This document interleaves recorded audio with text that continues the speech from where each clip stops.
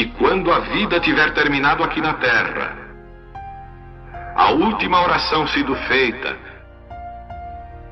as batalhas terminadas, a fumaça dissipada, as armas penduradas, todas as Bíblias fechadas, e subirmos à tua casa, naquele amanhecer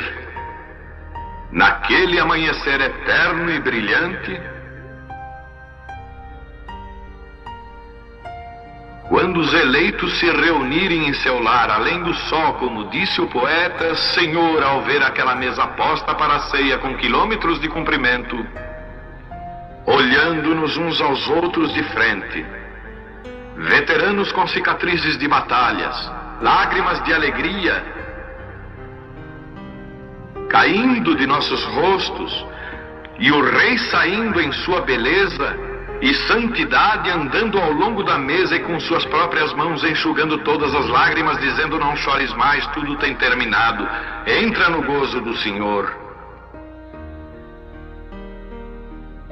As lutas do caminho serão como nada, Pai, quando chegarmos ao fim da jornada.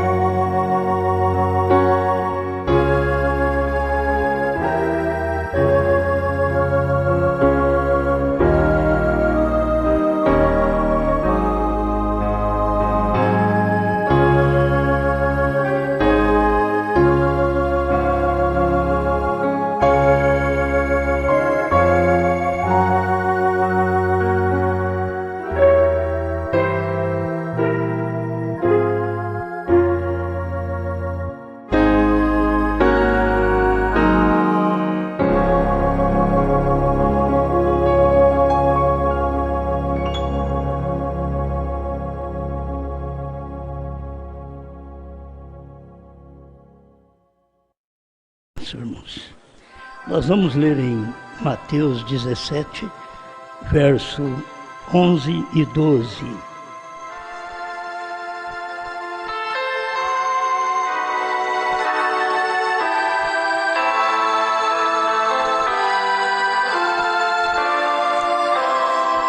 E Jesus respondendo disse-lhes: em verdade, Elias virá primeiro e restaurará todas as coisas. Mas digo-vos que Elias já veio e não o conheceram, mas fizeram-lhe tudo o que quiseram. Assim farão eles também padecer o Filho do Homem. Amém. Pode sentar.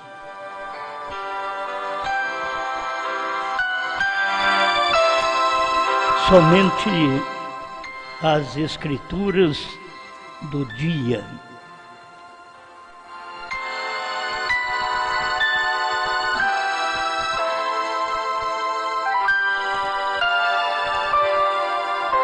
Aos que creem verdadeiramente no sétimo anjo, eu quero dedicar esta profecia a você. Almas encarceradas hoje, tradução de Goiânia, 226. Creio muito nisto, sei que é toda verdade. E nós, juntos, vamos confiar mais ainda no que Deus fez no ministério do sétimo anjo. Um irmão na congregação fala em línguas e outro dá interpretação. Meus filhos, hoje vos digo que eu, o Deus Todo-Poderoso, tenho olhado sobre a terra hoje, tenho visto a maldade a qual esta criação tem sido trazida, e tenho visto o pecado deste dia em que se encontra o homem. Porém, não sabeis que eu tenho uma grande coisa para vós? Sim, eu tenho mandado a um homem neste último dia, para que fosse minha boca a esta geração. Porém, eu vos digo hoje a vós, meu povo, que alguns não têm zombado deste homem, e não têm dado as costas às coisas que ele tem falado. Eu vos digo que farei com que grandes bênçãos venham sobre os que recebem esta palavra, e eles saberão que sou o grande Deus Todo-Poderoso. Eu recompensarei a fé de todos os que sinceramente recebem suas palavras. Assim diz o Senhor. Amém. Agora eu quero falar sobre estas Escrituras, que é conhecida, mas eu tenho que começar aqui em Isaías, para nós vermos a maneira de Deus trabalhar, cumprindo a Escritura e fazendo com que os seus servos leiam apenas aquela Escritura daquele dia. Ele lê várias Escrituras, mas tem aquela Escritura que é do dia. Então é para aquele mensageiro ler aquela Escritura. Por isso eu pensei somente as Escrituras do dia. Teve as Escrituras dos dias de Jesus, e tinha que ser lida naquele dia também. São Escrituras que estavam cumprindo desde o Gênesis até Jesus. E agora vamos ver a sequência destas Escrituras que Jesus leu em Isaías 61, 1 e 2, que esses dias atrás já falei sobre isto. O Espírito do Senhor Jeová está sobre mim. Mas, tirando duas partes aqui, no versículo 2, ele diz, anunciando o ano aceitável do Senhor. E ele parou. Tem mais o que dizer, o versículo diz mais. Mas Jesus, quando leu, porque cumpria no seu dia o ano aceitável, a sequência do versículo 2, do capítulo 61 de Isaías, diz o ano aceitável e o dia da vingança do Senhor nosso Deus.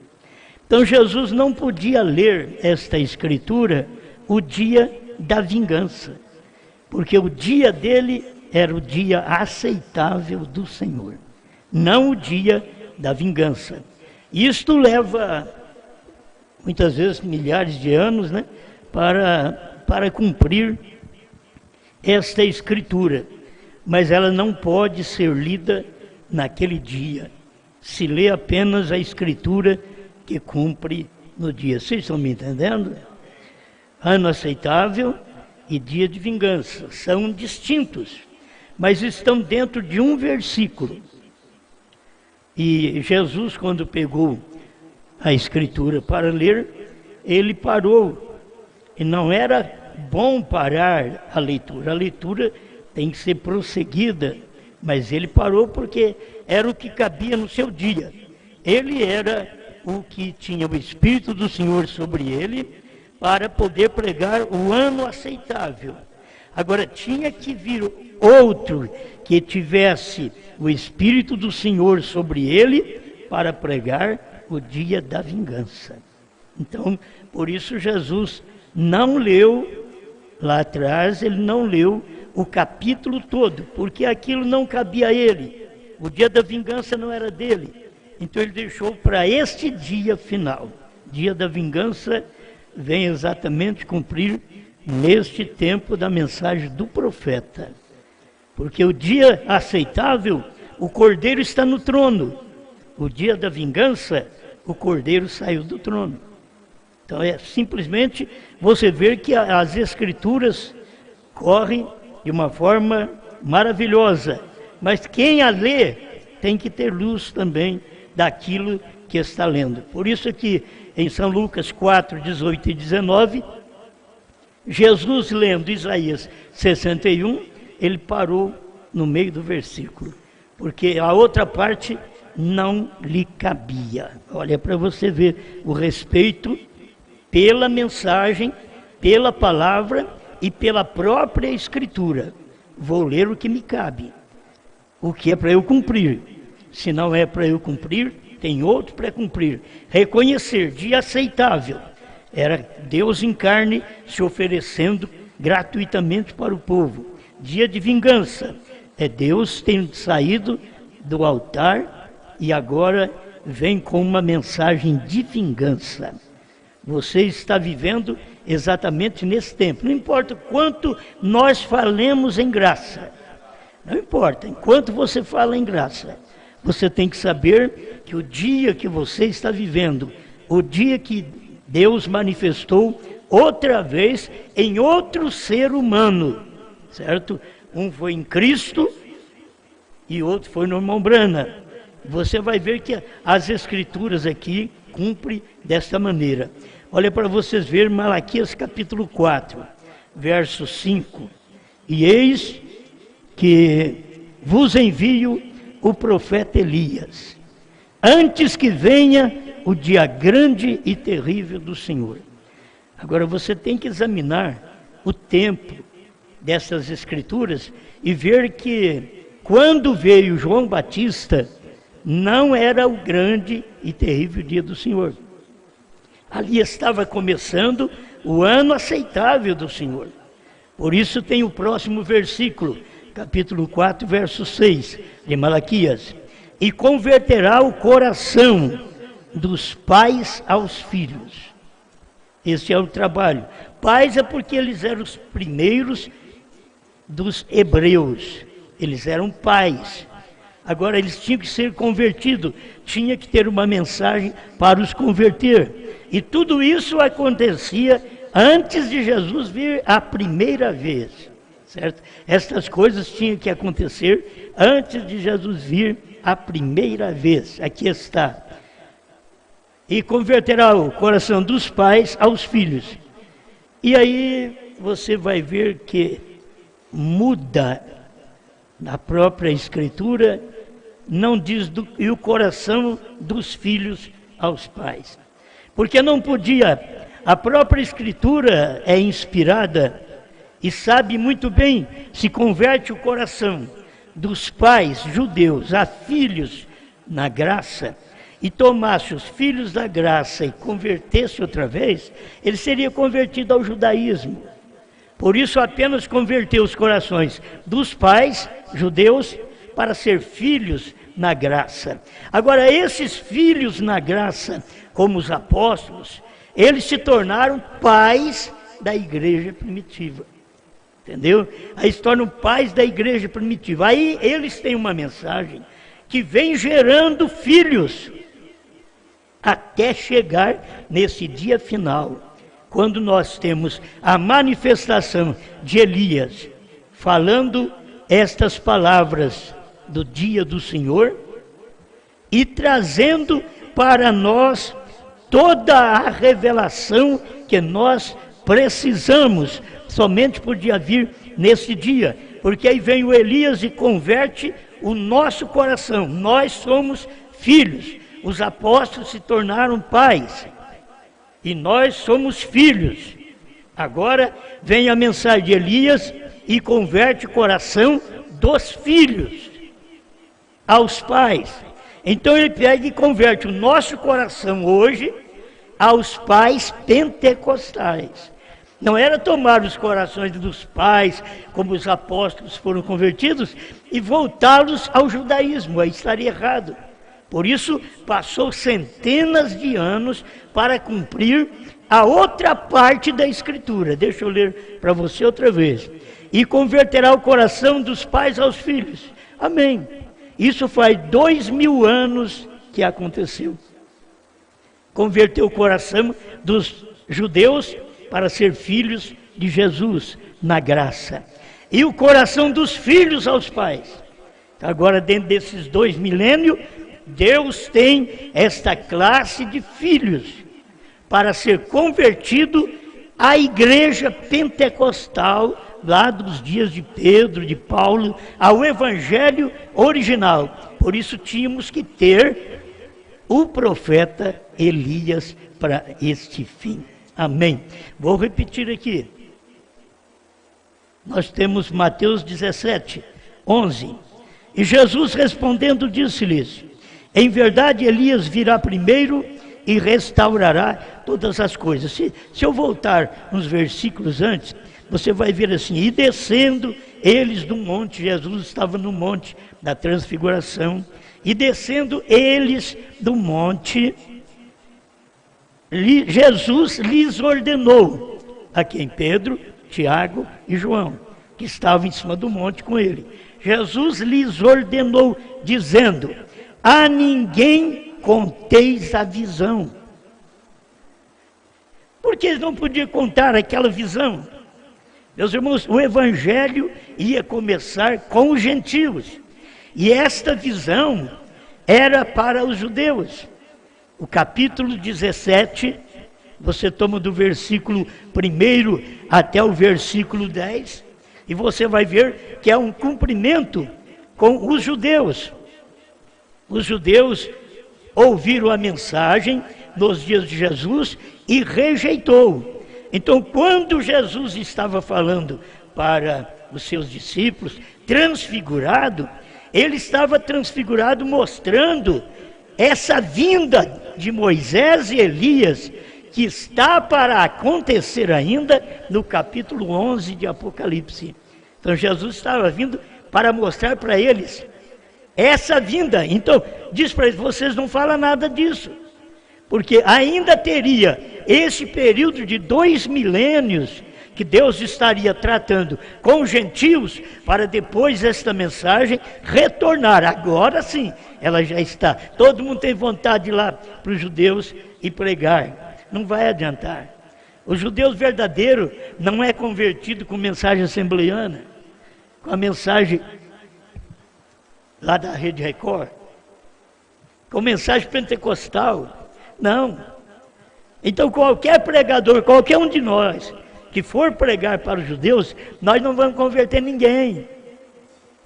Eles não são convertidos através da nossa mensagem, que nós vamos pregar para eles. Não. Então não adianta vocês, eles estão tentando, quanta gente formando igreja lá entre os judeus para dizer, olha, os judeus também estão crendo em Jesus. Mas eles deveriam saber quem é que tem que levar esta mensagem lá para os judeus. É Moisés e Elias, está aqui no capítulo 17 de São Mateus. Moisés e Elias, quando Jesus foi transfigurado, aquilo estava mostrando esta mensagem que vai ser pregada através de Moisés e Elias para os judeus. Esqueça você do Brasil, que tem que fazer alguma coisa, salvar alguém lá. Você não está salvando mais ninguém, nem aqui. Porque aqui você crucifica a palavra de Deus, o que Deus está fazendo hoje. Você está crucificando e querendo levar uma mensagem para um povo que não aceita a sua mensagem. Você pensa de chegar lá, eu sei que é trinitariano, está chegando lá, eles não aceitam mensagem trinitariana. Mas tem judeus lá que estão aceitando, eles estão ouvindo vocês, mas não é o verdadeiro judeu, não é o verdadeiro que vai ser convertido através de Moisés e Elias. Não é o verdadeiro. Por isso vocês acham que estão fazendo um grande trabalho lá entre os judeus, pregando, e eles lamentando lá no muro da lamentação, e crente tentando mostrar, Jesus é o Messias de Israel, Jesus morreu para salvar esse povo. Não adianta mais. Isso daí foi para os dias de Jesus, eles rejeitaram. Agora, nesses dias, vai ter que manifestar dois profetas, Moisés e Elias. A gente vai falar, como o irmão Brando diz, Deus nunca usou dois ministérios, dois profetas maiores ao mesmo tempo. E Moisés e Elias são dois profetas maiores. Mas na Bíblia está que desta feita, Moisés e Elias, esse ministério estará ali operando para salvar os 144 mil. Amém? Então presta atenção. Jesus disse para eles, você não conta para ninguém a visão. Como isso combina com o nosso tempo. Não diga a ninguém a terceira puxada. É assim que Deus faz. Porque tem outro tempo para manifestar aquilo. É outro tempo que vai acontecer aquilo. De ficar andando na igreja, vocês me atrapalham.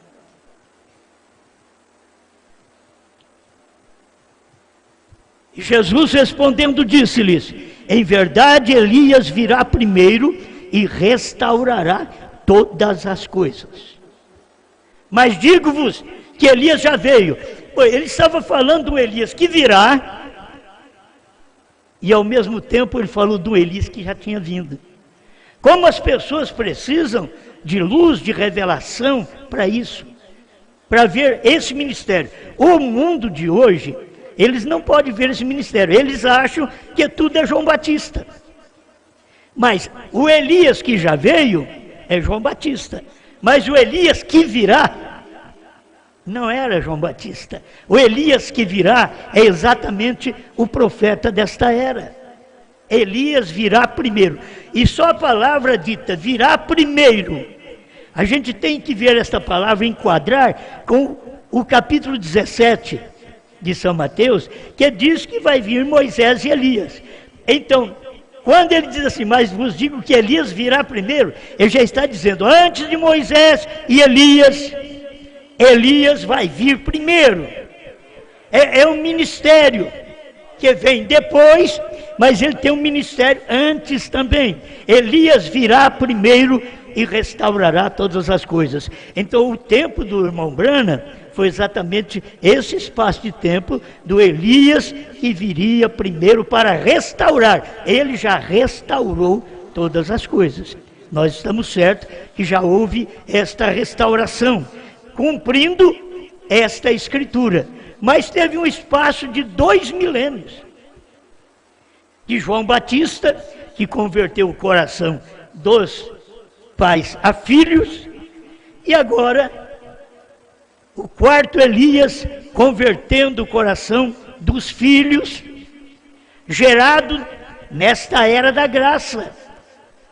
Eles converteram os corações daqueles pais da lei, para ser filhos na graça.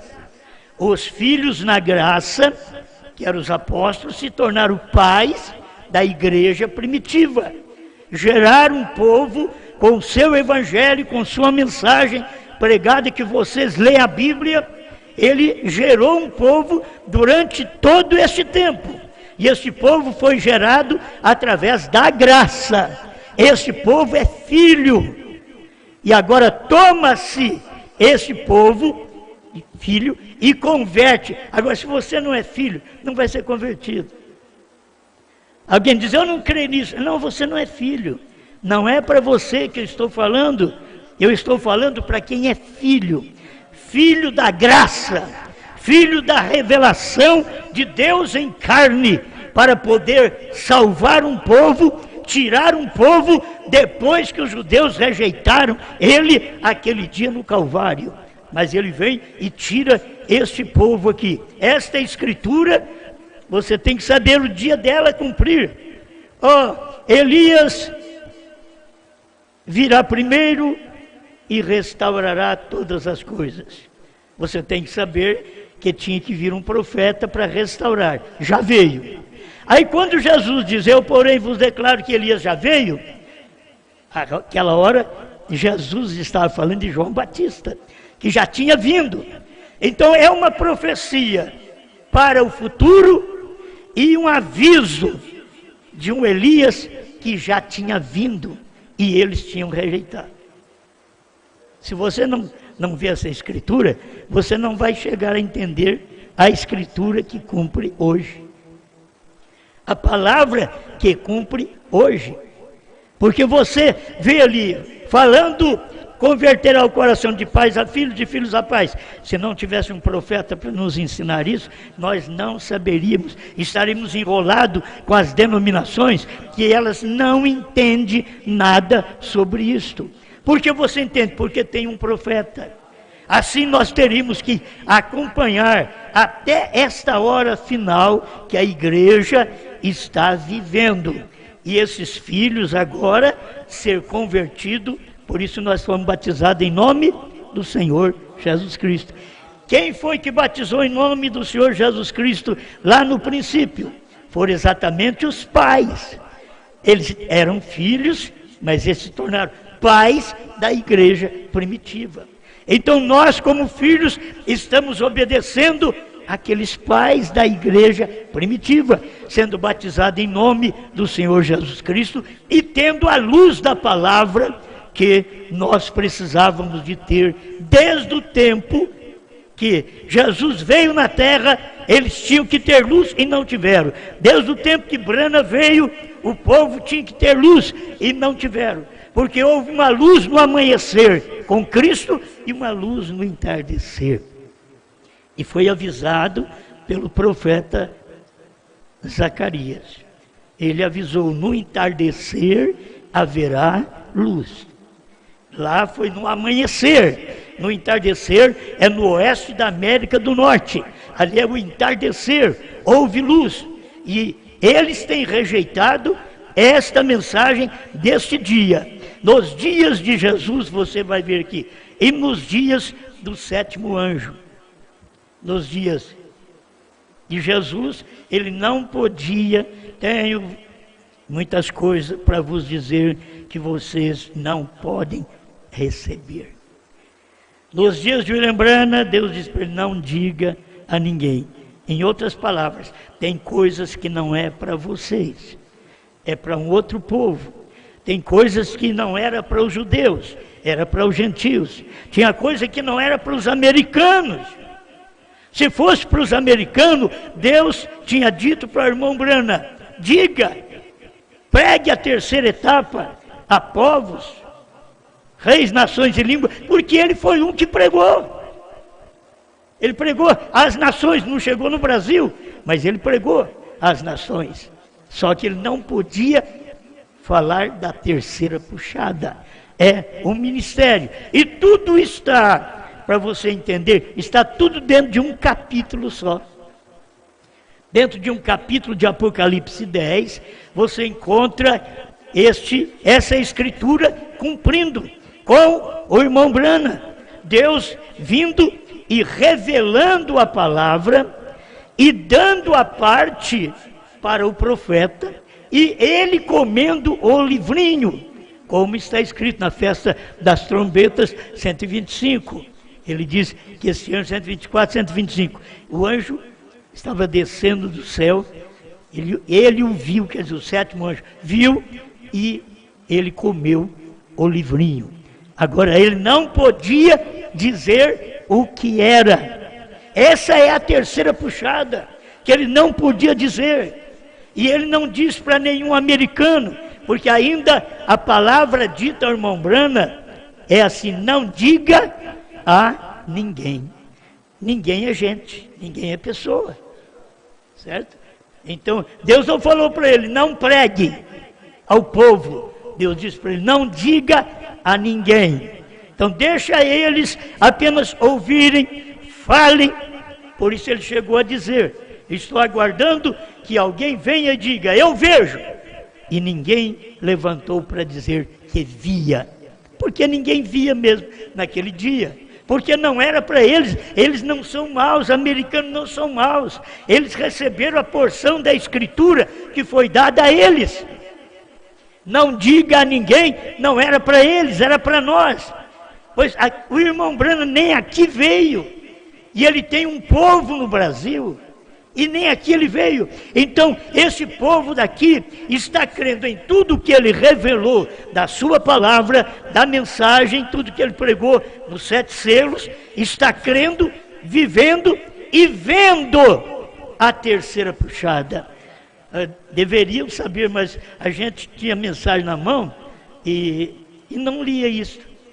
Não lia para o povo, não sabia, a gente não sabia. Eu mesmo, faz 50 anos que eu sou dessa mensagem. Certo? Faz 50 anos. E eu lá no início não lia porque eu não sabia disso. A terceira puxada foi a abertura da palavra, a revelação dos 7 selos. Os ungidos 262, tradução da voz de Deus. Ele disse o que era a terceira puxada. E ele não diz a terceira puxada vai vir. Tem mensagem que você lê e ele diz que iria vir. Estava aguardando. Mas quando foi chegando para o final, Deus foi deixar cair mais umas migalhas para nós, porque se não tivesse isso do profeta, nós nunca falaríamos, porque não teria ninguém para falar, porque não tem ninguém para crer. Quando você vê que Deus tem algo para falar, porque Ele levantará alguém para crer naquilo. E nós estamos aqui para isso, para esse finzinho aqui.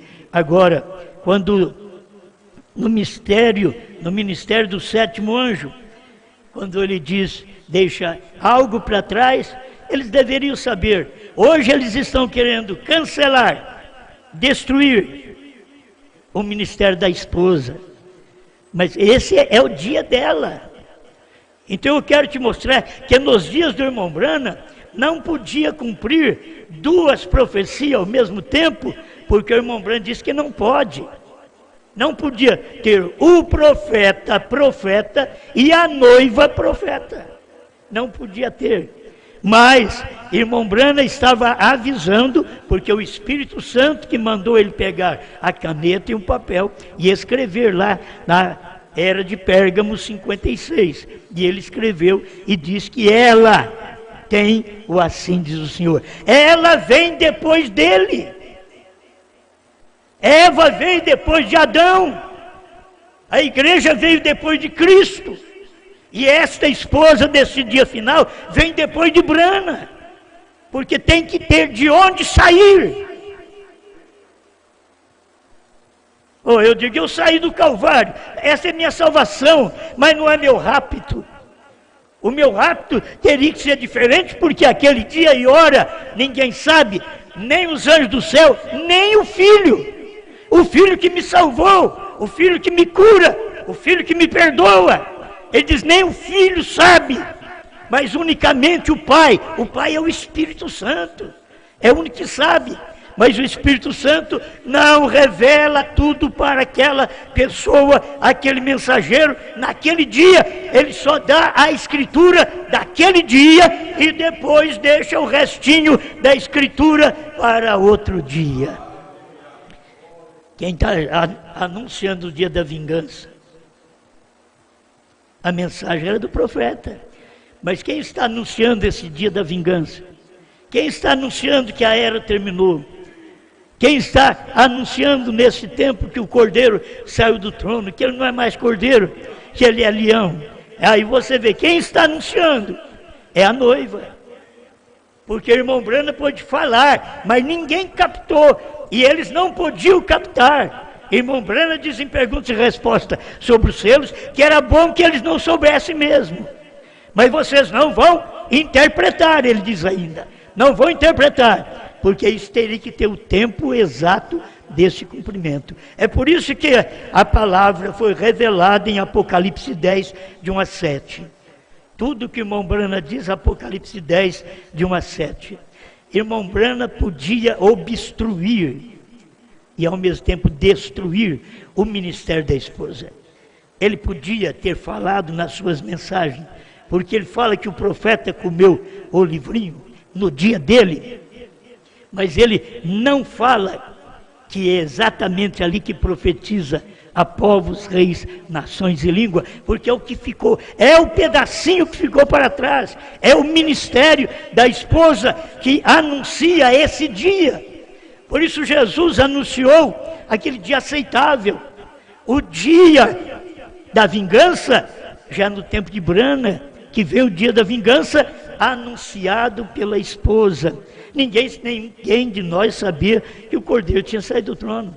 Nós estávamos tudo em paz, com o cordeiro no trono, sem saber que ele saindo é que teria um ministério.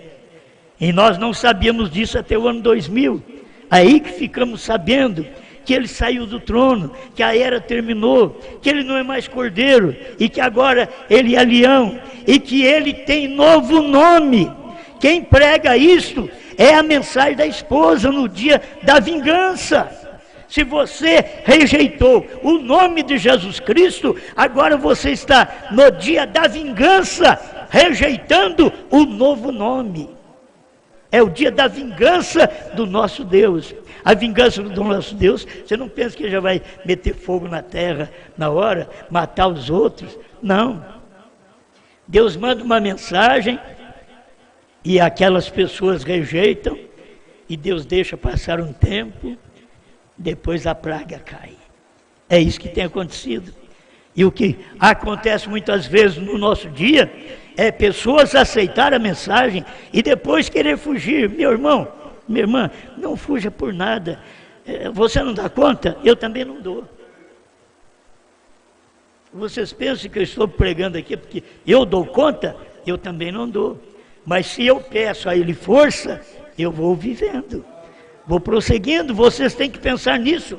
É pensar, eu não dou conta, eu não tenho força, eu sou reprovada, eu sou reprovado. Não, enquanto você estiver vivo, você está ouvindo uma palavra para te consertar. E você diz a Deus, Senhor, eu aceito este conserto, eu aceito que o Senhor venha e me corrija. Que o problema é a gente não aceitar a correção. A Bíblia diz, se vocês não aceitam a correção, é porque vocês não são filhos. Mas se são filhos, aceita a correção, ouve a palavra. É duro? É, mas ouve aquela palavra. Eu sei que não é fácil para mim falar certas coisas para vocês. Não é fácil para mim. O meu natural não é este. Mas se tenho que falar algo, tem que ser pressionado a falar algo. E Deus faz isso com a gente. Irmão Brana ensina sobre isso. Agora precisamos nós aprender tudo que temos que aprender neste ministério da esposa. Aí nós ficamos, eu tenho o ministério da esposa, e passando por cima das coisas. Não, temos um ministério, esse ministério é o que o irmão Brana não podia dizer a ninguém. Você tem que ser agradecido por isso, Irmão Branham não podia dizer, porque isto viria a nós. E nós, ministros, deveríamos ser agradecidos por ter um ministério que o irmão Branham não podia dizer a ninguém no seu dia. Por isso que a Rigrinha andou com ele, não ficou sabendo. Outros homens grandes andou com ele, não ficou sabendo. O Coleman esteve lá por perto dele e não ficou sabendo. E assim por diante. Quantos homens que andaram com o irmão Branham e não ficaram sabendo?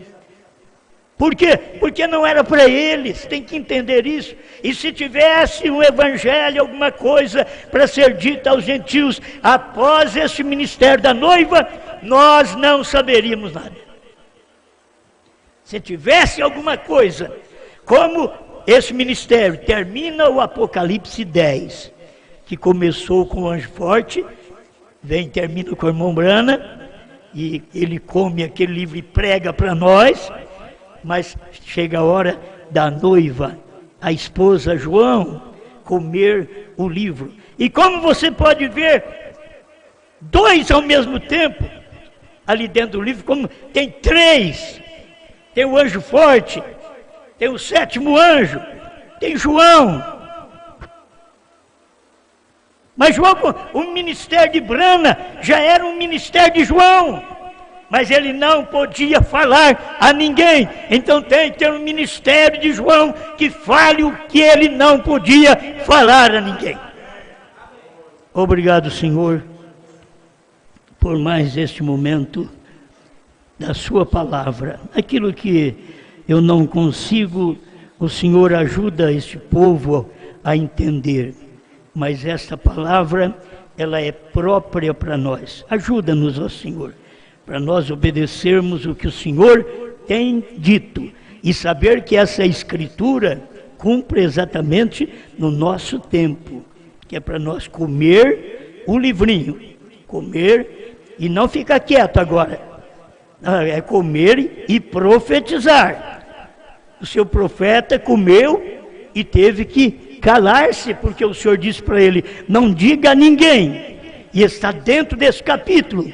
Mas aí vem esse ministério outra vez na terra, eles não vão entender isto, que o Senhor trabalha com a sua esposa dessa forma. Ah, uma esposa no tempo do profeta? Sim, e agora aquela do tempo do profeta não sabia estas coisas do nosso tempo.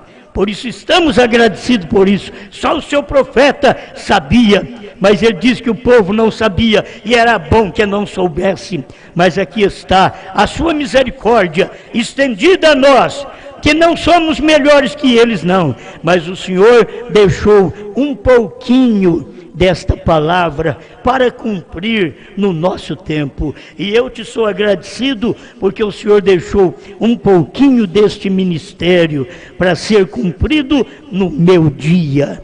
Obrigado, em nome do Senhor Jesus Cristo. E como diz aquela profecia, nós amamos o seu profeta, e aquele que ama o seu profeta, o Senhor então retribui com bênçãos maravilhosas, a bênção da luz, a bênção da revelação da sua palavra, em nome de Jesus Cristo. Amém, Senhor.